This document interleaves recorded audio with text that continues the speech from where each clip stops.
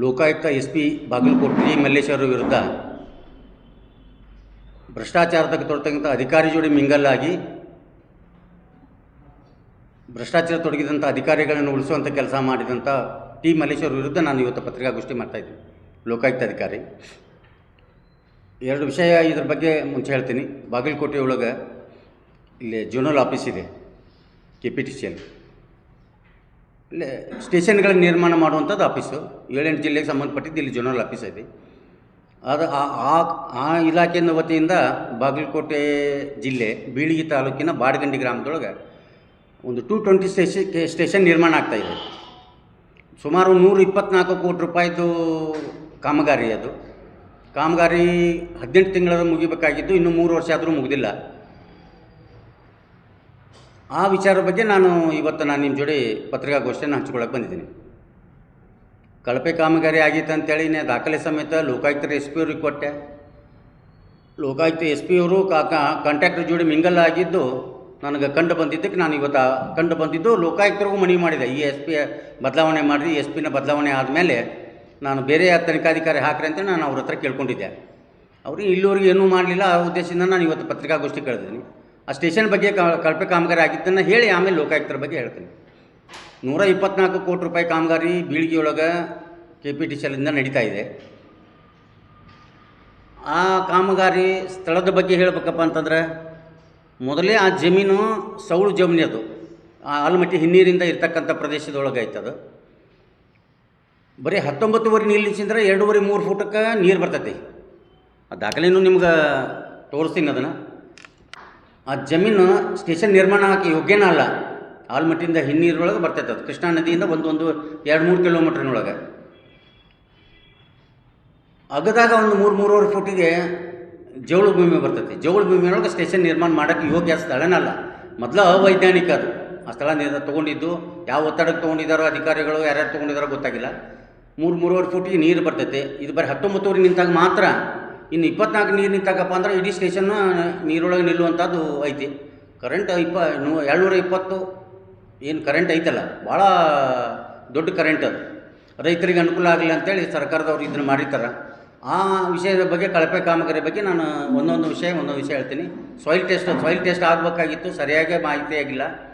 ಕಳಪೆ ಕಾಮಗಾರಿದು ಏನು ತೆಗೆದಾರಲ್ಲ 3.5 ಫೂಟಿಗೆ ನೀರು ಬಂದು ನಿರುತ್ತೈತಲ್ಲ, ಆ ನೀರೊಳಗೆ ಬೇರೆ ಡಿಸೈನ್ ಮಾಡಿಕೊಂಡು ಸ್ಟೇಷನ್ ನಿರ್ಮಾಣ ಮಾಡಬೇಕಾಗಿತ್ತು. ಯಾವ ಮಾನದಂಡನೂ ಪಾಲಿಸಲಾರ್ದ ಅಲ್ಲೇ ಕಾಮಗಾರಿಗಳನ್ನ ಮಾಡಿದ್ದಾರೆ. ಫಸ್ಟ್ ಅದು ನಾನು ನಿಮ್ಗೆ ಅದನ್ನು ದಾಖಲೆ ಕೊಡ್ತೀನಿ. ಯಾರಿಗಾದರೂ ಅದ್ರ ಎಲ್ಲರಿಗೂ ಕೊಡ್ತೀನಿ ನಿಮ್ಗೆ.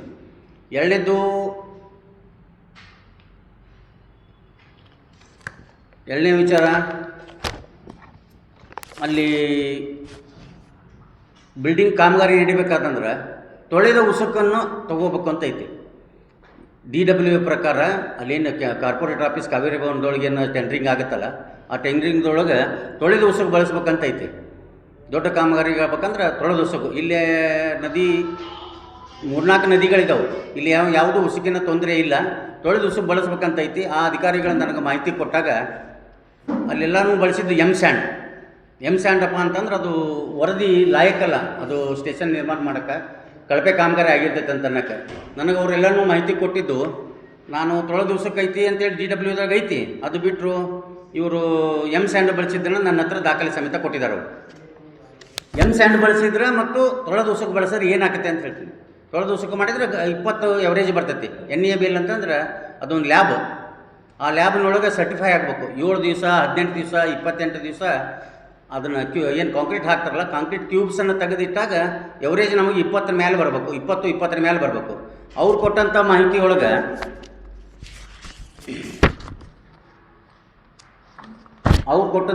ಒಳಗೆ 1999 ಬಂದೈತಿ. 1990 ಬಂತಪ್ಪ ಅಂತಂದ್ರೆ ಅದು ಕಟ್ಟಡ ಯೋಗ್ಯ ಅಲ್ಲ ಅಂತ. ಅದು ಅಭದ್ರತೆ ಕಾಡ್ತೈತೆ ಅದಕ್ಕೆ. ಆ ವಿಚಾರದಾಗೂ ಇಟ್ಕೊಂಡು ಅವರು ಇದನ್ನು ಮಾಡಿದಾರೆ. ಉಸ್ಕಿನ ಕಿಮ್ಮತ್ತು ಹೇಳ್ಬಿಡ್ತೀನಿ ಅಂದಾಜು ನಿಮ್ಗೆ. 124 ಕೋಟಿ ಒಳಗೆ ಒಂದು ಉಸ್ಕಿನ ಕಿಮ್ಮತ್ತು 18,000ರಿಂದ 20,000 ರೂಪಾಯಿ ಐತಿ. ಎಮ್ ಸ್ಯಾಂಡ್ ಕಿಮ್ಮತ್ತು 6,000 ರೂಪಾಯಿ ಐತಿ. ಇದು ಇಲ್ಲಿ ಅವ್ರದ್ದೇನು ಗೈಡ್ಲೈನ್ಸ್ ಇರ್ತೈತಲ್ಲ, ಆ ಗೈಡ್ಲೈನ್ಸನ್ನು ವೈಲೇಷನ್ ಮಾಡಿ ಈ ಥರ ಮಾಡಿದ್ದಾರೆ.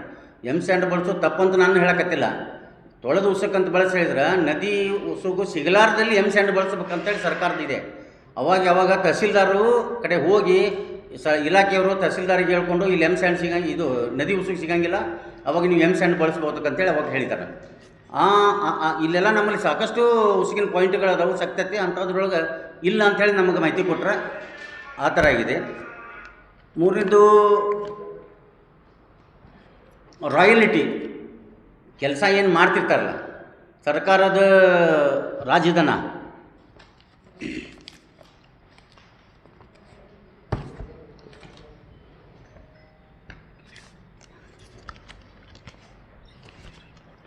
ಒಂದು ನಿಮಿಷ ಅಂದ್ರೆ ಯಾವ ಖನಿಜ ಸಂಪತ್ತುಗಳನ್ನು ಏನು ತೊಗೊತಿರಲ್ಲ, ಗಣಿ ಮತ್ತು ಭೂ ವಿಜ್ಞಾನಕ್ಕೆ ಪರ್ಮಿಟ್ ತೊಗೊಂಡು ಆ ಪರ್ಮಿಟ್ ಪ್ರಕಾರ ರಾಜಧನ ಮುರ್ಕೊಂಡು ಬಿಲ್ ಮಾಡ್ಬೇಕಂತೇಳಿ ಕಾನೂನಿದೆ. ಅದರೊಳಗೆ ಅಧಿಕಾರಿಗಳ ಮಾಹಿತಿ ತೊಗೊಂಡಾಗ ಇಲ್ಲಿ ಸುಮಾರು ಒಂದು ಈ ಜಿಲ್ಲೆ ಮತ್ತು ಅವಳಿ ಜಿಲ್ಲೆಯೊಳಗೆ ಒಂದು 40 ಕೆಲಸ ನಡೀತಾ ಇದ್ದಾವೆ KPTCL ಸಂಬಂಧಪಟ್ಟಿದ್ದು. ನನಗವರು ಮಾಹಿತಿ ಕೊಟ್ಟಿದ್ದೇನಪ್ಪ ಅಂತಂದ್ರೆ, ನಾನು ಯಾವ RTIದವ್ರನ್ನ ಕೇಳಿದಾಗ ಯಾವ ರಾಜಧನನೂ ಮುರಿದಿಲ್ಲ ಅಂತ ನನಗೆ ಲೆಕ್ಕ ಕೊಡ್ತಾರೆ, ಅವರೇ ಕೊಡ್ತಾರೆ. ಎಕ್ಸಿಕ್ಯೂಟಿವ್ ಇಂಜಿನಿಯರ್ ಅಟೆಸ್ಟೇಟ್ ಮಾಡಿದ್ದೀವಿ. ಕಾಮಗಾರಿ ಆಗ್ಬೇಕಂದ್ರೆ ಸರ್ಕಾರದ ಡೈರೆಕ್ಟರ್ ಆಫ್ ಮೈನ್ಸ್ ಆ್ಯಂಡ್ ಜಿಯಾಲಜಿಯಿಂದ ಆ ಇಲಾಖೆಗೆ ಪತ್ರ ಬರೆದಿರ್ತಾರೆ. ಯಾವುದೋ ಕೆಲಸ ನಡೀತೈತೆ ಅಂದರೆ ಇಷ್ಟು ಪರ್ಸೆಂಟ್ ನೀವು ರಾಯಲ್ಟಿ ಮುರಿಲೇಬೇಕು. ಅಕಸ್ಮಾತ್ ಕಾಂಟ್ರಾಕ್ಟರ್ ಏನಾದರೂ ಪರ್ಮಿಟ್ ಸಿಕ್ಕಿರ್ತದಲ್ಲ ಅದನ್ನು ತೊಗೊಂಡು ಕೊಟ್ಟರೆ ಅದನ್ನು ಲೆಸ್ ಮಾಡಿ ಉಳಿದಿದ್ದು ರಾಜಧಾನಿ ತುಂಬಬೇಕು. ಇಲ್ಲಿವರೆಗೆ ನಾವು ಯಾವ ರಾಜಧಾನಿ ಮುರಿದಿಲ್ಲ ಅಂತ ಹೇಳ್ತಾರೆ. ಸರ್ಕಾರಕ್ಕೆ ಮೋಸ ಮಾಡಿದ್ರು, ₹1 ಮೋಸ ಮಾಡಿದ ಸರ್ಕಾರ ಅಧಿಕಾರಿ ಆ ಜಗದಾಗ ಇರಬಾರ್ದು, ಸಸ್ಪೆಂಡ್ ಮಾಡಿ ಹೋಗಿದ್ದಾರೆ. ಇದು ಕೋಟ್ಯಾಂತರ ಗಂಟೆ 124 ಬರೀ ನಾನು ಒಂದು ಕೆಲಸದ ಮಾತ್ರ ಹೇಳಕತ್ತೀನಿ. ಸುಮಾರು ನಮ್ಮ ಅವಳಿ ಜಿಲ್ಲೆಯೊಳಗೆ ಈ ಜೋನ್ ಆಫೀಸಿನೊಳಗೆ 40 ಕೆಲಸ ನಡೀತದವು. ಯಾವ ರಾಜಧಾನೂ ಮುರಿದಿಲ್ಲ. ಯಾವ ರಾಜಧಾನಿ ಮುರಿದ್ರೂ ಅದಕ್ಕೆ ಸರಿಯಾದ ಮಾಹಿತಿ ಕೊಡ್ಬೇಕು. ಈ ವರ್ಕದ್ದು ಮರ್ಮಿಗಿಷ್ಟು, ಸ್ಯಾಂಡಿಗಿಷ್ಟು, ತೊಳೆದ ಉಸುಕಿಗಿಷ್ಟು ಇದು ಅಂತೇಳಿ ಎಲ್ಲನೂ ವರದಿ ಕೊಡ್ಬೇಕು. ಅದಕ್ಕೆ ರಾಜಧಾನಿ ಮುರ್ಕೋಬೇಕು. ರಾಜಧಾನಿ ಯಾವ ಮುರಿಲಾರ್ದ ಬಿಲ್ ಮಾಡಿದ್ದಾರೆ. ಆಮೇಲೆ ಅದು ಆ ತಿಂಗಳದೊಳಗೆ ಆಯಿತು, 24ರೊಳಗಾಯಿತು.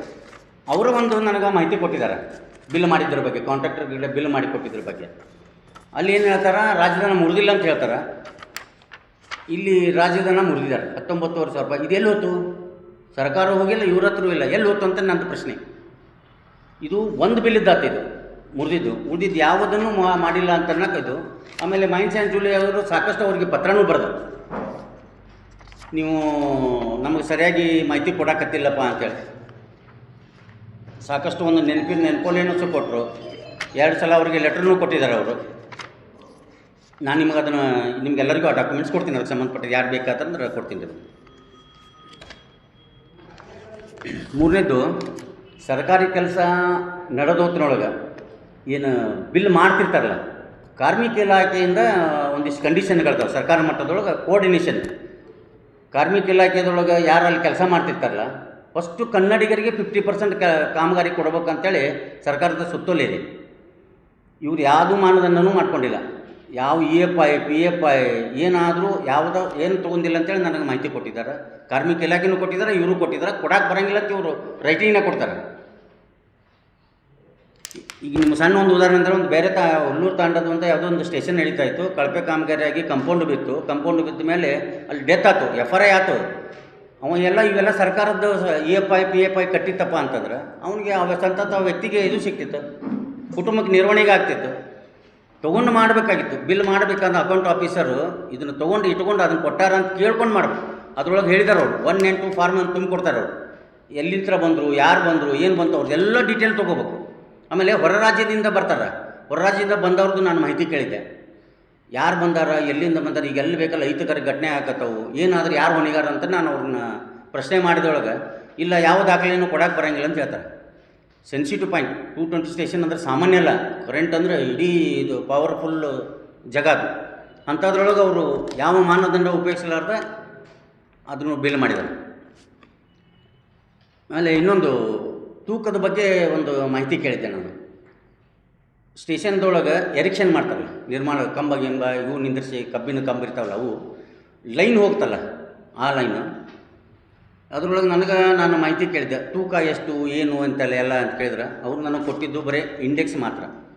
ಅಂದ್ರೆ ಅವ್ರು ಆಫೀಸಿಯಲ್ ಅದು ಹಿಂಗೆ ಇದು ಅಂತೇಳಿ. ನಾನು ಕೇಳಿದ್ದೆ ಅದ್ರ ತೂಕ ಏನು, ಫ್ಯಾಕ್ಟ್ರಿಯಿಂದ ಬಂತು, ಇಲ್ಲಿ ನೀವು ಸೈಟ್ ಇನ್ಸ್ಪೆಕ್ಷನ್ ಮಾಡೋ ಹೊತ್ತಿನಾಗ ಅದನ್ನು ತೊಗೊಂಡ್ರೆ ಹೆಂಗೆ, 100 kg ತೂಕ ಇದ್ದ 50 kgನೂ ಹಾಕ್ಬೋದಲ್ಲ, ಇದ್ರ ಥಿಕ್ನೆಸ್ ಇಷ್ಟೇ ಇರ್ಬೇಕಂತೇಳಿ DW ಒಳಗೆ ಇರ್ತೈತಿ. ಯಾವುದನ್ನೂ ತೊಗೊಂಡಿಲ್ಲ, ಸೈಟ್ ಇನ್ಸ್ಪೆಕ್ಷನ್ ಆಗಿಲ್ಲ, ಖಾಲಿ ಗಾಡಿ, ತುಂಬಿದ ಗಾಡಿ, ರಸೀಟ್ ಇರಬೇಕು, ಚೆಕ್ ಪೋಸ್ಟ್ನಾಗ ಸಹಿತ ನಾವು ದಾಖಲೆ ತೊಗೋಬೇಕು, ಅಲ್ಲಿ ತೊಗೊಂಡು ಪರ್ಮಿಟ್ ಕೊಡಬೇಕು. ಯಾವುದನ್ನು ಎಲ್ಲನೂ ಗಾಳಿಗೆ ತೊಗೊಂಡಿದ್ದಾರೆ. ಬೇರೆ ಬೇರೆ ಕಡೆ ಕಂಬಗಳು ಬಿದ್ದಿದ್ದು ಉದಾಹರಣೆಗಳು, ಲೈಟ್ ವೇಟ್ ಇತ್ತಪ್ಪ ಅಂದ್ರೆ ಕಂಬ ಗಾಳಿಗೆ ಬಿಡ್ತೈತಿ, ತೂಕ 100 ಕಿಲೋ ಇತ್ತು ಅಂದ್ರೆ ಗಟ್ಟಿ ಇರ್ತೈತಿ. ಇಲ್ಲೊಂದು ಪ್ರಕರಣ ನಡೀತಾ ಇದ್ದಾರೆ ಜಮಖಂಡಿ ಒಳಗೆ, ಇದು ಸಂಬಂಧಪಟ್ಟಿದ್ದು. ಇಲ್ಲಿ ಬಸರಕೋಟದೊಳಗೆ ಮೊನ್ನೊಂದು ಕಂಬನೂ ಬಿತ್ತು. ಯಾರ್ದಾರ ರೈತರ ಮೇಲೆ, ಯಾರ್ದ್ರ ಮೇಲೆ ಪ್ರಾಣಹಾನಿ ಅಂತಂದ್ರೆ ಯಾರು ಕಾರಣ? ಈ ಅಧಿಕಾರಿಗಳು ಎಲ್ಲರೂ ಭ್ರಷ್ಟಾಚಾರಕ್ಕೆ ತೊಡಕತ್ತ ಅನ್ನೋಕ್ಕೆ ನಾನು ಈ ಕಬ್ಬಿನ ತೂಕದ್ದು ಅಂತ ಹೇಳಿದ್ದೀನಿ. ಆಮೇಲೆ ರಾಜಧನ ತುಂಬಿದ್ದು ರಸೀಟಿ ಕೇಳಿದ್ದೀನಿ ಅವರಲ್ಲಿ. ಅವರು ಕೊಟ್ಟಿದ್ದು ಬೀಳ್ಗಿ ಸ್ಟೇಷನದ್ದು ನಾನು ಕೇಳಿದ್ದೆ. ಯಾವುದೋ ಪರ್ಮಿಟ್ ಹೋಗ್ಬೇಕಂದ್ರೆ ಎಲ್ಲಿ ತುಂಬ್ತಾರೆ, ಎಲ್ಲಿಗೆ ಹೋಗತ್ತಿ, ಡೆಸ್ಟಿನೇಷನ್ ಇರ್ತೈತೆ ಅದರೊಳಗೆ, ಯಾವಾಗ ತುಂಬಿದ್ರು ಎಲ್ಲಿಂದ ಎಲ್ಲಿಗೆ ಹೋಗ್ಬೇಕು ಅಂತೇಳಿ. ಅವ್ರು ನನಗೆ ಕೊಟ್ಟಿದ್ದು ಬೀಳ್ಗಿದ್ದು ನಾನು ಕಾಮಗಾರಿ ಕೇಳಿದ್ರಪ್ಪ ಅಂತಂದ್ರೆ ಕೋಲಾರದೊಳಗೆ ತುಂಬತೈತಿ, ಆಲ್ಮಟ್ಟಿ ಮೇಲೆ ಹಾಸಿ ಗದಗ ಹೋಗುತ್ತೆ, ಬೆಳಗಾವಿಗೆ ಹೋಗುತ್ತೆ. ನಾನು ಕೇಳಿದ್ದು ಬೀಳ್ಗಿ ಪ್ರಕರಣದ ಬಗ್ಗೆ. ತಪ್ಪು ಮಾಹಿತಿಗಳು ಅಧಿಕಾರಿಗಳು ಕೊಟ್ಟು ಮುಚ್ಚಾಕೊಂಡು ಇದನ್ನು ಮುಚ್ಚಾಕುವಂಥ ಕೆಲಸ ಮಾಡಬೇಕು. ಇದು ರಾಜಧಾನಿ ಬಗ್ಗೆ. ಮೂರನೇದು, ಇಷ್ಟೆಲ್ಲ ಕಾಮಗಾರಿ ನಡೆದ್ರೆ ಅಧಿಕಾರಿಗಳು ವಿಸಿಟ್ ಮಾಡಬೇಕಲ್ಲ. ಇಲ್ಲಿ ಒಬ್ಬರು ಚೀಫ್ ಇಂಜಿನಿಯರ್ ಇರ್ತಾರೆ, ಎಕ್ಸಿಕ್ಯೂಟಿವ್ ಇಂಜಿನಿಯರ್, ಸೂಪರ್ಡೆಂಟ್ ಇರ್ತಾರೆ, ಜೆ.ಇಗಳು, ಸೂಪರ್ಡೆಂಟ್ ಇಂಜಿನಿಯರ್ ಎಲ್ಲರೂ ಇರ್ತಾರೆ. ಯಾರೂ ಅಧಿಕಾರಿಗಳು ಹೋಗಿಲ್ಲ. ನಾ ಮಾಹಿತಿ ಕೇಳಿದ್ರಪ್ಪ ಅಂತಂದ್ರೆ ಒಂದೇ ದಿವಸನಾಗ ಎಲ್ಲ ಒಬ್ಬಂದ ಸಹಿ ಐತೆ ಅದರೊಳಗೆ, ಒಂದೇ ಪೆನ್ನಿಲ್ಲ ಬರೆದಿದ್ರೆ ಎಲ್ಲ ಬರೆದಿದ್ದಾರೆ. ವಿಸಿಟೇ ಮಾಡಿಲ್ಲ ಚೀಫ್ ಇಂಜಿನಿಯರು, ಅವರು ಇವರು ಇದರ ಮಾಡಬೇಕಾಗಿತ್ತು. ಕಾರ್ಪೊರೇಟ್ ಆಫೀಸಿಂದ ಅದಕ್ಕಾದ್ರೆ ಬೇರೆ ಬೇರೆ ವಿಂಗ್ಗಳಿದ್ದಾವೆ, ಅವನ್ನ ಯಾವನೂ ಗಾಳಿಗೆ ತೋರ್ಕೊಂಡು ಈ ಥರ ಮಾಡಿದ್ದಾರೆ. ನಾನು ಇದು ಈ ಕೆಲಸಕ್ಕೆ ಸಂಬಂಧಪಟ್ಟಂಥ ಅದು ನಿಮಗೆ ಒರಿಜಿನಲ್ ಡಾಕ್ಯುಮೆಂಟ್ಸ್ ಅದಾವೆ, ಅದರೊಳಗೆ ಮಾಹಿತಿ ಕೊಟ್ಟಿರ್ತೀನಿ. ನಿಮ್ಗೆ ಯಾರು ಬೇಕಾದ್ರೆ ಅದನ್ನು ಕೊಡ್ತೀನಿ.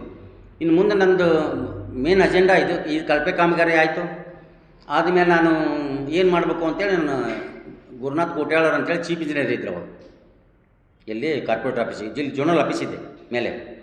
ಅಲ್ಲಿ ಹೋಗಿ ನಾನು ಅವ್ರಿಗೆ ಮನವಿ ಮಾಡಿದೆ, ಸರ್ ಇಂಥದ್ದೆಲ್ಲ ಆಗೈತಿ, ಇಂಥದ್ದೆಲ್ಲ ಅಂತೇಳಿ ಒಂದು ಡ್ರಾಪ್ ಮಾಡಿ ಅವ್ರಿಗೊಂದು ಡ್ರಾಪ್ ಕೊಟ್ಟೆ. ಇದನ್ನು ಥರ್ಡ್ ಪಾರ್ಟಿ ಇನ್ಸ್ಪೆಕ್ಷನ್ ಮಾಡಿಸ್ರಿ ಅಂತೇಳಿ. ಇಲ್ಲ ಥರ್ಡ್ ಪಾರ್ಟಿ ಮಾಡ್ಸೋಕ್ಕೆ ನಮ್ಮಲ್ಲಿ ಪ್ರೊವಿಷನ್ ಇಲ್ಲ ಅಂತ. ಇಲ್ಲ, ನಮ್ಮಲ್ಲಿ TAQ ಅಂತೇಳಿ ಒಂದು ವಿಂಗ್ ಇರ್ತೈತಿ, ಚೀಫ್ ಇಂಜಿನಿಯರ್ ಲೆವೆಲ್ನೊಳಗೆ ಇದ್ದು, ಆಮೇಲೆ ಎಕ್ಸಿಕ್ಯೂಟಿವ್ ಇಂಜಿನಿಯರು ಅವರೆಲ್ಲ ಬಂದು ತನಿಖೆ ಮಾಡ್ತಾರೆ ಅಂತೇಳಿ ಒಂದು ಪತ್ರ ಬರೆದು ನನಗೂ ಕೊಟ್ಟರು. ಅವರು ಕೊಟ್ಟಿದ್ದನ್ನು ನಾವು ಅವ್ರ ಮೇಲೆ ಬಂದು ನನಗೆ ಹೇಳಾರ್ದ ತನಿಖೆ ಮಾಡಿಕೊಂಡು ಸರಿ ಐತೆ ಅಂತ ವರದಿ ಕೊಟ್ಟೋದ್ರು. ಇಷ್ಟೆಲ್ಲ ಡಾಕ್ಯುಮೆಂಟ್ಸು ಫ್ರಾಡ್ ಆಗಿದ್ದೂ ಸರಿ ಐತೆ ಅಂತ ಅವ್ರು ಕೊಟ್ಟಾಗ ಇದೇನು ಮಾಡ್ಬೇಕಂತ ವಿಚಾರ ಮಾಡಿದಾಗ ಲೋಕಾಯುಕ್ತರ ಭೇಟಿ ಆಗಬೇಕು ಅಂತೇಳಿ ನಾನು ತನಿಖೆ ಥರ್ಡ್ ಪಾರ್ಟಿಗೆ ಲೋಕಾಯುಕ್ತ ಕೊಡ್ಬೇಕಂತೇಳಿ ನಾನು ಲೋಕಾಯುಕ್ತರ ಕಾಣಕ್ಕಂತೇಳಿ ಇಲ್ಲಿ ಹೋದೆ. ಲೋಕಾಯುಕ್ತರ ಕಾಣಕ್ಕೆ ಹೋದಾಗ ಅವರು ಯಾರೋ ಇದ್ದವ್ರು ಇರಲಿಲ್ಲ, ಇನ್ನೊಬ್ರು ಇನ್ಚಾರ್ಜ್ ಇದ್ದರು, ಟಿ ಮಲ್ಲೇಶ್ ಅಂತೇಳಿ ಬಿಜಾಪುರದಾಗ. ನಾನು ಅವ್ರಿಗೂ ಬಿಜಾಪುರದೊಳಗೆ ಏಪ್ರಿಲ್ನಾಗ 1ನೇ ತಾರೀಕಿಗೆ ಹೋಗಿ ಅವ್ರಿಗೆ ಭೇಟಿ ಆದೆ. ಸರ್ ಇಂತಿಂಥ ಪ್ರಕರಣ ಐತಿ, ಹಿಂಗೆ ಅಂತೇಳಿ. ಅವರೆಲ್ಲನೂ ಕೂತ್ಕೊಂಡು ಪರಿಶೀಲನೆ ಮಾಡಿ ಡಾಕ್ಯುಮೆಂಟ್ಸ್ ಎಲ್ಲ ನೋಡ್ಕೊಳ್ಳಿ, ಇದು 17 ಇಯರ್ರೊಳಗೆ ಕೇಸ್ ದಾಖಲಾಗುವಂಥದ್ದು, ಇಮಿಡಿಯೇಟ್ ಬರ್ತೀನಿ, ನಾಳೆಗೆ ಬರ್ತೀನಿ ಅಂತೇಳಿ ಆಯ್ತು ಅಂತೇಳಿ ರೆಡಿ ಮಾಡ್ಕೊಂಡು ಬಾಗಲಕೋಟೆಗೆ ಬಂದು. ಬಾಗಲಕೋಟೆಗೆ ಬಂದ ಮೇಲೆ ತೊಗೊಂಡ್ರು, ನನ್ನ ಕಡೆ ಎಲ್ಲ ಮಾಹಿತಿ ತೊಗೊಂಡ್ರು. ಅಲ್ಲಿ ರಮೇಶ್ ಕಾಂಬಳೆ ಅಂತ ಒಬ್ಬರು ಇನ್ಸ್ಪೆಕ್ಟರ್ ಇದ್ದರು. ಇನ್ವೆಸ್ಟಿಗೇಷನ್ ಆಗಬೇಕಲ್ಲ ಇದ್ರ ಬಗ್ಗೆ. ನನ್ನೆಲ್ಲ ದಾಖಲೆಗಳನ್ನು ಪರಿಶೀಲನೆ ಮಾಡಿದರು. ಪರಿಶೀಲನೆ ಮಾಡಿ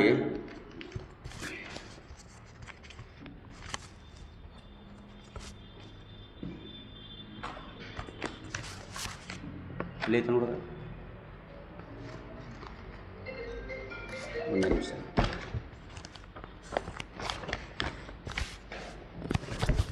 ಇಲ್ಲಿ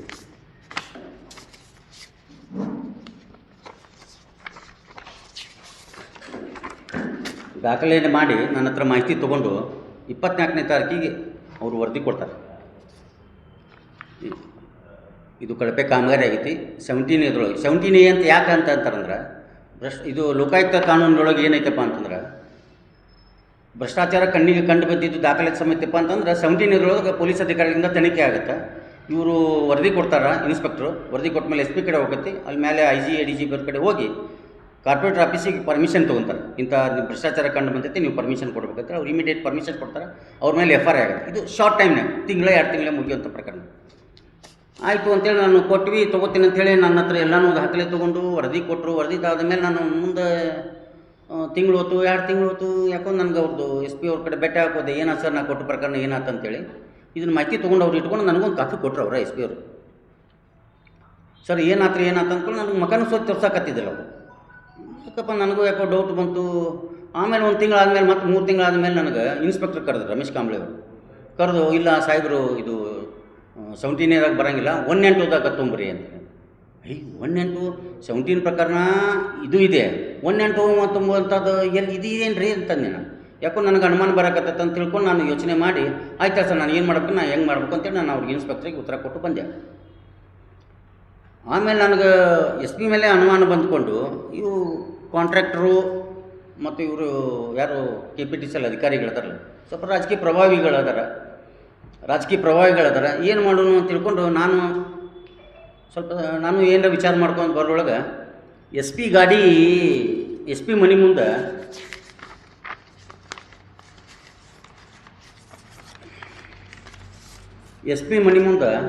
ಆ ಕಾಂಟ್ರಾಕ್ಟರ್ ಜೋಡಿ ಇರೋಂಥ ಆ ಕಾಂಟ್ರಾಕ್ಟ್ರಂದು ಇವ್ರದ್ದು ನನಗೆ ಫೋಟೋ ಸಿಕ್ತು. ಎಸ್ ಪಿ ಮನೆ ಮುಂದೆ ಇದ್ದಿದ್ದು ಅಂದ್ರೆ ನನಗೆ ಅನುಮಾನ ಬಂತು, ಇದು ಹಿಂಗೆ ಮಿಸ್ಟೇಕ್ ಆಗಿತ್ತಪ್ಪ ಅಂತೇಳಿ ನಾನು ಅದೆಲ್ಲನೂ ಡಾಕ್ಯುಮೆಂಟ್ ತೊಗೊಂಡೆ. ಆಮೇಲೆ ಅಲ್ಲಿ ಸಾಕಷ್ಟು ಬೇಕಾದ್ರೆ ನಾನು ಇದ್ರ ಸಂಬಂಧಪಟ್ಟಂಗೆ ನಾನು ಎಲ್ಲ ಡಾಕ್ಯುಮೆಂಟ್ಸ್ ರೆಡಿ ಮಾಡಿಕೊಂಡೆ. ಎಲ್ಲ ತೊಗೊಂಡು ಇದು ಮಾಡಿದ್ರೊಳಗೆ ಇದು ಈ ಥರ ಆಗೈತೆ ಅಂತ ತಿಳ್ಕೊಂಡು ನಾನೇ ಏನು ಮಾಡಿದೆ, ಲೋಕಾಯುಕ್ತರಿಗೆ ಒಂದು ದೂರು ಕೊಟ್ಟೆ. 25/8 ಒಂದು ದೂರು ಕೊಟ್ಟೆ. ADG ರಾಜ್ಯಪಾಲರಿಗೆ, ಲೋಕಾಯುಕ್ತರಿಗೆ, ಲೋಕಾಯುಕ್ತ 1, 2, ADGP, IG, ಹ್ಯೂಮನ್ ರೈಟ್ಸಿಗೆ ಎಲ್ಲರಿಗೂ ಕೊಟ್ಟೆ. ಸರ್ ಈ ಥರ ನಿಮ್ಮ ಬಾಗಲಕೋಟೆ SP ಅವರು ನನ್ನ ಕಡೆ ನಾನು ಭ್ರಷ್ಟಾಚಾರ ಬಗ್ಗೆ ಕೇಸ್ ಕೊಟ್ಟಿದ್ದೆ.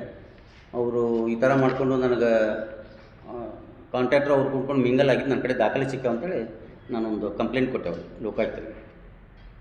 ಆಯಿತು ಅಂತೇಳಿ ಅದನ್ನು ಅವರು ನನಗೆ ರೆಡ್ಡಿ ಅಂತೇಳಿ ರಿಜಿಸ್ಟ್ರಿ ಇರ್ತಾರೆ, ಅವ್ರು ನನ್ನ ಕರೆದು ಮಾತಾಡಿದ್ರು, ಏನು ಸರ್ ಏನು ಕೊಟ್ಟಿದ್ದೀರಾ ಹಿಂಗೆ ಅಂತೇಳಿ. ಇಲ್ಲ ನನ್ನ ಕರೆದ್ರೆ ನಾನು ಹೋಗಿ ಡಾಕ್ಯುಮೆಂಟ್ಸ್ ತೊಗೊಂಡು ಹೋದೆ, ತೋರಿಸಿದೆ ಅವ್ರಿಗೆ. ಇಲ್ಲ ಇದು ನೀವು ಸಾಹೇಬರಿಗೆ ಭೇಟಿಯಾಗಿದೆ BS ಪಾಟೀಲ್ರ ಕಡೆ ಹೋದೆ. ಜನರಿಗೆ ಏನಪ್ಪ ಲೋಕಾಯುಕ್ತರ ಬಗ್ಗೆ ಅಂದ್ರೆ ಒಂದು ಒಳ್ಳೆಯ ನ್ಯಾಯ ಸಿಗ್ತೈತಿ ಅಂತೇಳಿ ವಿಚಾರ ಮಾಡ್ಕೊಂಡು ನಾನು ಅವ್ರ ಹತ್ರ ಒಳ್ಳೆ ಮನುಷ್ಯರಂತ ಅವ್ರ ಹತ್ರ ಹೋದಾಗ ಸರ್ ನಿಮ್ಮ ಏನು ಪ್ರಕರಣ ಅಂತಂದ್ರೆ, ಸರ್ ಹಿಂಗೆ ನಿಮ್ಮ SP ಒಂದು ಕಳಪೆ ಕಾಮಗಾರಾಗಿದ್ದು ದಾಖಲೆ ಸಮೇತ ಕೊಟ್ಟಿದ್ದೀನಿ. ನಾನು ಎಕ್ಸಿಕ್ಯೂಟಿವ್ ಇಂಜಿನಿಯರ್ ಅಟೆಸ್ಟೆಡ್ ಆಗಿದ್ದು ಸಹಿ ಇದ್ದಿದ್ದು ದಾಖಲೆ ಕೊಟ್ಟಿದ್ದೀನಿ.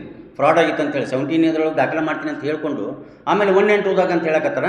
ನನಗೆ ಅವ್ರನ್ನ ಈ ತನಿಖೆಯೊಳಗೆ ಅವ್ರು ಏನಾದರೂ ಅದರೊಳಗೆ ಇದ್ರಂದ್ರೆ ತಮ್ಮ ಪ್ರಭಾವ ಬಳಸಿ ತಮ್ಮ ಅಧಿಕಾರಿಗಳಿಗೆ ಒತ್ತಡ ಹಾಕಿ ಇದನ್ನು ಹಳ್ಳಕ್ಕೆ ಹಚ್ಚು ಪ್ರೋಗ್ರಾಮ್ ಮಾಡ್ತಾರೆ, ಅದಕ್ಕೆ ನಾವು ಬದಲಾವಣೆ ಮಾಡ್ರಿ ಅಂತೇಳಿ ನಾನು ಅವ್ರ ಹತ್ರ ವಿನಂತಿ ಮಾಡ್ಕೊಂಡೆ. ಇಲ್ಲ ಇಂಥ ಎಲ್ಲ ಪ್ರಕರಣ ಆಗಿರ್ತಾವೆ, ಅವರು ಇವ್ರು ಮಾಡ್ತಾರೆ, ಇದಕ್ಕೆ ತನಿಖೆ ಮಾಡ್ತೀನಿ ಅಂತೇಳಿ ನನಗೆ ಅವರು ಆಶ್ವಾಸನೆ ಕೊಟ್ಟೋದ್ರು. ನಾನು ವಾಪಸ್ ಹೊರಗೆ ಬಂದೆ. ಅದಾದಮೇಲೆ ಮತ್ತು ಯಾಕೆ ಇನ್ನೂವರೆಗೆ ಅವ ಏನು ಕೆಲಸ ಆಗಲಿಲ್ಲ. ಸ್ವಲ್ಪ ಪ್ರಭಾವಿತಾನ ಲೋಕಾಯುಕ್ತರ ಹೆಸರು ಬಳಸ್ಕೊಂತ ಅಡ್ಡಾಡಕತ್ಬಿಟ್ಟ. ಏನಾಗಿಲ್ಲ, ಯಾರು ಏನು ಮಾಡ್ತಾರೆ, ನಾನು ಲೋಕಾಯುಕ್ತರು ನಾನು ಕೂಡ ಚಲೋ ಅದಾರ. ನಾನು ಅವ್ರು ಲೋಕಾಯುಕ್ತರು ಹೇಳಿದ್ದೀನಿ, ಸರ್ ನಿಮ್ಮ ಹೆಸರು ದುರುಪಯೋಗ ಪಡಿಸ್ಕೊಳಕತ್ತಾನ, ಇಲ್ಲಿ ಕುಂತಂಥವ್ರು ಎಂತೆಂಥ ಮುಖ್ಯಮಂತ್ರಿಗಳನ್ನ ಸಹಿತ ಅರೆಸ್ಟ್ ಮಾಡಿದ್ದು ಜಗದವ್ರು ಅದರಲ್ಲಿ, ಅವನಿಂದ ಯಾಕೆ SP ಇಂದ ನೀವು ಯಾಕೆ ಮಚ್ಚಿ ನೋಡಕತ್ತೀರ ಅನ್ನೋದು ಗೊತ್ತಾಗಲ್ಲ ಸರ್, ಅವ್ನು ಬದಲಾವಣೆ ಮಾಡ್ತಾರೆ, ಬೇರೆ ಅಧಿಕಾರಿನ ತನಿಖೆ ಮಾಡಂತೇಳಿ ನಾನು ಕೇಳ್ಕೊಂಡ್ರೆ ಅವ್ರು ಇಲ್ಲಿವರೆಗೂ ಏನಾಗಲಿಲ್ಲ. ಮತ್ತೊಂದು ತಿಂಗಳಾದ್ಮೇಲೆ ಮತ್ತೊಂದು ಮನವಿ ಕೊಟ್ಟೆವು, ಸರ್ ಇನ್ನೂ ಆಗಿಲ್ಲ ಅಂತೇಳಿ. ಅವಾಗ ನಾನು ಕೊಡುವ ಹೊತ್ತಿನೊಳಗೆ ಸೆಕ್ಷನ್ ಹಾಕಿ ಕೊಟ್ಟೆ. ಸರ್ ಲೋಕಾಯುಕ್ತದ್ದು ಏನೈತೈತೆ ಅಂದ್ರೆ ಅದರೊಳಗೆ 1-2 ಸಾರಾಂಶ ಹೇಳ್ಬಿಡ್ತೀನಿ ನಿಮ್ಗೆ, ಆಮೇಲೆ ಹೇಳ್ತೀನಿ. ನಾನು ಅವ್ರಿಗೆ ಹಿಂದಿಂದು ಪತ್ರದೊಂದು ಉಲ್ಲೇಖ ಹಾಕಿ, ಕರ್ನಾಟಕ ಲೋಕಾಯುಕ್ತ ಕಾಯ್ದೆ 84 ಸಂಬಂಧಿತ ನಿಯಮಾವಳಿ ಪ್ರಕಾರ ಲೋಕಾಯುಕ್ತ ಉಪಲೋಕಾಯುಕ್ತ ತನಿಖಾಧಿಕಾರಿಗಳನ್ನು ನಿಯಮಿಸಲು ಅಧಿಕಾರ ಹೊಂದಿರುತ್ತಾರೆ. ಆದರೆ ತನಿಖೆ ಮಾಡುವ ಅಧಿಕಾರಿಗಳು ಸ್ವತಃ ಆ ಪ್ರಕರಣದಲ್ಲಿ ಆರೋಪಿಯಾಗಿದ್ದರೆ ಆತನಿಗೆ ತನಿಖೆ ಹಂಚುವ ಪಕ್ಷಪಾತ ಬಯಸ್ ಉಂಟು ಮಾಡುತ್ತದೆ. ಸಾಮಾನ್ಯವಾಗಿ ಇಂಥ ಸಂದರ್ಭಗಳಲ್ಲಿ ಲೋಕಾಯುಕ್ತರು ಏನು ಮಾಡಬೇಕು ಅಂತ ಹೇಳಿದರು, ಆ ಅಧಿಕಾರಿನ ತನಿಖೆಯಿಂದ ತೆಗೆದುಹಾಕಬೇಕು. ಫಸ್ಟ್ ನನ್ನದು ಬೇಡಿಕೆ ಅದ. ಆಮೇಲೆ ಎರಡನೇದು ಮತ್ತೊಬ್ಬ ಅರ್ಹ ಅಧಿಕಾರಿನ ಆ ಜಾಗಕ್ಕೆ ತಗೊಂಬಂದರು. ಈಗ ಬಿಜಾಪುರದಿಂದ ಇಲ್ಲಿ ಇನ್ಚಾರ್ಜ್ ಅದನ್ನು, ಬೇರೆ ಜಿಲ್ಲೆಯವರು ಬಂದು ಇದನ್ನು ತನಿಖೆ ಮಾಡಂತೇಳಿ ನಂದು ಅವ್ರದ್ದಿತ್ತು. ಇದು ಬಿಟ್ಟು ಬೇರೆ ಅಧಿಕಾರಿನ ಇಲ್ಲಿ ಅವರು ತನಿಖೆ ಮಾಡ್ಬೋದಿತ್ತು.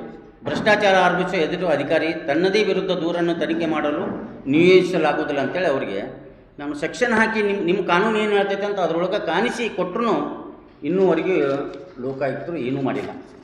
ನಮ್ಮದು ಒಂದೇ ಬೇಡಿಕೆ ಏನಂತಂದ್ರೆ, ಭ್ರಷ್ಟಾಚಾರಗ ತೊಡಗಿದಂಥ ಅಧಿಕಾರಿ ಜೋಡಿ ಮಿಂಗಲಾಗಿದ್ದಾನೆ, ನಾನು ದಾಖಲೆ ಕೊಟ್ಟೀನಿ, ನಿಮಗೆ ಪೊಲೀಸ್ ವಿಂಗಿನೊಳಗೆ ನೀವು ಅವನ್ನ ತನಿಖೆನೂ ಮಾಡ್ಬೋದಿತ್ತು. ಯಾವ್ದು ಸಣ್ಣ ಸುಳಿ ಸಿಕ್ಕರೆ ಸಾಕು, ಪಾತಾಳದಾಗಿದ್ದರೂ ಜಕೊಂಡು ಬಂದು ಅಪರಾಧಿನ ಪತ್ತೆ ಹಚ್ತದೆ. ಬರೀ ಸಣ್ಣ ಪುಟ್ಟ ಅಧಿಕಾರಿಗಳನ್ನು ಲೋಕಾಯುಕ್ತರು ರೇಡ್ ಮಾಡಿದ್ದಾಗ ಲೋಕಾಯುಕ್ತರ ದಾಳಿ ಅಂತೇಳಿ ಹೆಸರು ಮಾಡ್ಕೊತಾರೆ. ಬೇಲಿನ ಎದ್ದು ಹೊಲ ಮೇಯುವಂಥ ನಿಮ್ಮ ಅಧಿಕಾರಿ ಬಗ್ಗೆ ನಾನು ದಾಖಲೆ ಸಮೇತ ಕೊಟ್ರಪ್ಪ ಅಂತಂದ್ರೆ ಲೋಕಾಯುಕ್ತರು ಅಂಥ ಅಧಿಕಾರಿನ ಯಾಕೆ ತೆಗಿವಲ್ರು ಅಂತ ಅನ್ನೋದು ನಂದು ಒಂದು ಯಕ್ಷ ಪ್ರಶ್ನೆ ಆಗೇ ಉಳ್ಕೊಳತ್ತೆ. ಅವ್ರ ಬಗ್ಗೆ ಒಳ್ಳೆಯ ಲೋಕಾಯುಕ್ತ ಸಂಸ್ಥೆ ಅಂದರೆ ಜನಸಾಮಾನ್ಯರಿಗೆ ಒಳ್ಳೆಯದು ಅಭಿಪ್ರಾಯ ಇರ್ತೈತಿ. ನಮ್ಗೆ ಹೋದ್ರೆ ನ್ಯಾಯ ಸಿಗ್ತೈತೆ. ಮತ್ತು ನ್ಯಾಯ ಕೊಡೋರೆ ನ್ಯಾಯದ ಅಪರಾಧಿ ಸ್ಥಾನದಾಗ ಕುಂತಾಗ ನ್ಯಾಯ ಎಲ್ಲೇ ಸಿಗ್ತೈತೆ ಅಂತ ತಿಳ್ಕೊಂಡು ನಾನು ಯೋಚನೆ ಮಾಡ್ಕೊತೀವಿ. ಆಮೇಲೆ ಅವನ ಬಗ್ಗೆ ನಾನು ಇನ್ನೊಂದು ಸ್ವಲ್ಪ ಮಾಹಿತಿ ತೊಗೊಂಡ್ವಿ. ಅವ್ನು ಇಲ್ಲಿವರೆಗೆ ಎಷ್ಟು ವರ್ಷ ಸರ್ವಿಸ್ ಮಾಡಿದ್ದಾನೆ, ACB ಒಳಗೆ ಮಾಡಿದ್ದಾನೆ, ಲೋಕಾಯುಕ್ತ ಬಿಟ್ಟು ಬೇರೆ ಎಲ್ಲೂ ಹೋಗಿಲ್ಲ. ಒಳ್ಳೆ ಇನ್ಕಮ್ ಪೋಸ್ಟು. ಹೆದರ್ಸೋದು ಹಿಂಗೆ ದಾಖಲೆ ಕೊಟ್ಟಂದ್ರೆ ಅದನ್ನು ದಂಡಿಗೆ ಹಚ್ಚೋ ಪ್ರೋಗ್ರಾಮ್ ಮಾಡುವಂಥದ್ದು ಕೆಲಸ. ACB ಒಳಗಿದ್ದೊಳಗೆ ಬೆಂಗಳೂರೊಳಗಿದ್ದ ಪನಿಷ್ಮೆಂಟ್ ಮೇಲೆ ಕಾರ್ವಾರಕ್ಕೆ ಬಂದ. ಅಲ್ಲೇನೋ 15-20 ಲಕ್ಷ ರೂಪಾಯಿ ವ್ಯವಹಾರ ಅಂತ ಸುದ್ದಿ ಕೇಳಿದ್ದೆ ನಾವು. ಆಮೇಲೆ ಇಲ್ಲಿ ಬಿಟ್ಟರೆ ಎಲ್ಲೆಲ್ಲೂ ಹೋಗಿಲ್ಲ ಅವರು. ಇಲ್ಲಿದ್ದರೆ ಸೇಫ್ ಇರ್ತೀನಿ, ಹೊರಗಡೆ ಹೋದ್ರೆ ರೇಡ್ ಗೇಡ್ ಮಾಡ್ತಾರೆ, ಇಲ್ಲಿ ಅದನ್ನು ನಾ ಯಾರು ರೇಡ್ ಮಾಡ್ಬೇಕಂತ ಅನ್ನೋದು ಆ ಹುಚ್ಚು ಮೆಂಟಾಲಿಟಿ ಒಳಗೆ ಅಧಿಕಾರಿ ಇದ್ದಾರೆ. ಆ ಅಧಿಕಾರಿನ ಬದಲಾವಣೆ ಮಾಡ್ಬೇಕಂತೇಳಿ ನಮ್ಮದು ಒಕ್ಕೊಲ್ಲರದ ಅಭಿಪ್ರಾಯ. ನ್ಯಾಯ ಕೊಡಿಸ್ಬೇಕು. ಇದು ಕಾಮಗಾರಿ ಆಗಿದೆ, ಮತ್ತು ಇನ್ನೊಂದು ಆ ಕಾಮಗಾರಿ ಸ್ಟೇಷನ್ ಸ್ಟಾರ್ಟ್ ಆಗಿಬಿಟ್ಟಿದೆ, ಉದ್ಘಾಟನೆ ಇನ್ನೂ ಕಂಪ್ಲೀಟ್ ಆಗಲಾರ್ದ ಉದ್ಘಾಟನೆ ಆಗಿದೆ. ಅದು ಕಂಪ್ಲೀಟ್ ಆಗಬೇಕಾಗಿತ್ತಲ್ಲ, ಕಂಪ್ಲೀಟ್ ಆಗಿದ್ದು ರಿಪೋರ್ಟ್ ಇತ್ತು, ಆದರೂ ಉದ್ಘಾಟನೆ ಆಗಿಬಿಟ್ಟಿದೆ. ಇನ್ನೂ ಲೈನ್ ಹೋಗಿಲ್ಲ, ಆ ನದಿಯಿಂದ ಆಚೆಗೆ ಹೋಗ್ಬೇಕು. ಈಗ ಆ ಸ್ಟೇಷನ್ನು ಬಂದಾದಂತಹ ಅನುಭವದೊಳಗಿದೆ. TCಗಳು ದೊಡ್ಡ ಇರ್ತಾವೆ, 20 ಕೋಟಿ 30 ಕೋಟಿ TC ಇರ್ತಾವೆ. ಅಲ್ಲಿ ಅವು ಬಂದಾದಪ್ಪ ಅಂತಂದ್ರೆ ಇಷ್ಟೆಲ್ಲ ಕೋಟ್ಯಾನ್ಗತ್ಲೆ ರೈತರಿಗೆ ಅನುಕೂಲ. 6 ತಾಸು ಕರೆಂಟ್ ಕೊಡೋಕೆ ರೈತರಿಗೆ ಅಳತಾರ. 3 ವರ್ಷ ಆದರೂ ಅದು ಕೆಲಸ ಮುಗಿಸಿ ಜಲ್ದಿ ರೈತರು ಕರೆಂಟ್ ಕೊಟ್ಟಿದ್ರು ಅಂದ್ರೆ 1 ತಾಸು ಹೆಚ್ಚು ಕೊಟ್ರಂದ್ರೆ ರೈತರು ಬೆಳೆ ಬೆಳಿತಾರಲ್ಲ. ಸರ್ಕಾರ ಜನರಿಗೆ ಒಳ್ಳೇದಾಗಲಿ ಅಂತ ಕಲ್ಯಾಣ ಕಾರ್ಯ ಮಾಡಿದ್ರೆ ಅಧಿಕಾರಿಗಳು ಇವರೆಲ್ಲರೂ ಸೇರಿಕೊಂಡು ಇನ್ನೊಂದು ಸಣ್ಣದೊಂದು ಲೋಕಾಯುಕ್ತರ ಬಗ್ಗೆ ಹೇಳ್ತೀನಿ. ಗುರುನಾಥ್ ಗೋಟ್ಯಾಳ ಚೀಫ್ ಇಂಜಿನಿಯರ್ ಇದ್ದರು. SP ಅವರು ನನಗೆ ಇಂಥ ಒಂದು ಪ್ರಕರಣ ಕೊಟ್ಟಾಗ ಗೋಟ್ಯಾಳ ಬಗ್ಗೆ ಏನಾದರೂ ಮಾಹಿತಿ ಇದ್ದಾಗ ಎಲ್ಲರ ಕಡೆ ತೊಗೊಂಡು ವರ್ಷಗಂಟ್ಲೆ ಅಡ್ಡಾಡಿ ತೊಗೊಂಡ್ರೆ ಅವ್ರ ಬಗ್ಗೆ ಅವನ ಬಗ್ಗೆ ರೇಡ್ ಮಾಡ್ಬೇಕಂತೇಳಿ ಎಲ್ಲ ತೊಗೊಂಡು ನನ್ನ ಪ್ರಕರಣ ಒಂದು ಕೊಟ್ಬಿಟ್ಟಿವಲ್ಲ. ಆಮೇಲೆ ಅವ್ರು ಬೇಕಾದೊಬ್ಬರು ಯಾರೋ ಡಿವೈಸ್ ಬಿದ್ದರು ಗದಗಕ್ಕೆ, ಅವನು ಫ್ರೆಂಡ್ ಅಂತೇಳಿ ಅವ್ರವ್ರು ಮುಂದ್ಕೊಂಡು ಇವರು ಎಲ್ಲ ಸೇರಿ ಪಾರ್ಟಿ ಮಾಡಿದ್ದು ನನ್ನ ಹತ್ರ ದಾಖಲೆ ಸಿಕ್ಕೋದು. CC ಕ್ಯಾಮ್ರಾ ಚೆಕ್ ಮಾಡ್ಬೋದು. ಅವ್ನು 3-4 ಮೊಬೈಲ್ ಫೋನ್ ಬಳಸ್ತಾನೆ, ಅದ್ರದ್ದು ಕಾಲ್ ಡೀಟೇಲ್ ತೆಗೆಸ್ಕೊಂಡ್ರೆ CC ಕ್ಯಾಮ್ರಾ ಸಿಗ್ತಾವೆ. ನಾನು ಏನರ ಮಾಡಿದ್ರೆ ನಾನು ಮಾತಾಡ್ಬೇಕಾದ್ರೆ ದಾಖಲೆ ಇಟ್ಕೊಳ್ಳೋದು ಮಾತಾಡೋಂಗಿಲ್ಲ. ಅದಕ್ಕೆ ಅಂಥವ್ರನ್ನ ಸಹಿತ ಅಲ್ಲಿ ಮುಚ್ಚಾಕ್ಬಿಟ್ರೆ ಅದನ್ನು ಗೋಟ್ಯಾಳನ್ನ ತನಿಖೆ ಮಾಡಬೇಕಾಯ್ತು. ಪ್ರಭಾವಿ ರಾಜಕೀಯ ವ್ಯಕ್ತಿಗಳ ಕೈವಾಡಿತ್ತು ಅವ್ರ ಜೋಡಿ. ಅಂಥವ್ರ ಜೋಡಿ ಎಲ್ಲ ಮಿಂಗಲ್ ಆಗಿ ಈಗೇನು ಸ್ಟೇಷನ್ ನಿರ್ಮಾಣ ಆಗಿತ್ತಲ್ಲ, ಕಳಪೆ ಆಗಿದ್ದ ದಾಖಲೆ ನಾನು ಒಬ್ಬ ಕಾಂಟ್ರಾಕ್ಟರ್ ಅಷ್ಟೇ ಕೊಟ್ಟಿದ್ದೀನಿ. ಇನ್ನೂ ಸಾಕಷ್ಟು ಕೆಲಸದವು ಅದೆಲ್ಲ ಥರ ಇದೆ. ಸರ್ಕಾರದ ಬೊಕ್ಕಸ ಕಾಣಿ ಆಗೈತಿ. ಅದಕ್ಕೆ ನಾನು ಲೋಕಾಯುಕ್ತರಿಗೆ ಒಂದು ಮನವಿ ಮಾಡೋದೇನಂತಂದ್ರೆ, ಇನ್ನೂ 1 ವಾರ ಗಡುವು ಕೊಡ್ತೀನಿ. 1 ವಾರ ಗಡುವಿನೊಳಗೆ ಅವ್ನು ಏನು ಬದಲಾವಣೆ ಆಗಲಿಲ್ಲ ಅಂತಂದ್ರೆ ನಾನು ಲೋಕಾಯುಕ್ತ SP ಆಫೀಸ್ ವಿರುದ್ಧ ಧರಣಿ ಕೊಡೋಕ್ಕೂ ಹಿಂದೆ ಮುಂದೆ ನೋಡೋಂಗಿಲ್ಲ. ಇಷ್ಟು ಮತ್ತೇನು ಕೇಳಿದ್ರೆ ಹೇಳಿ.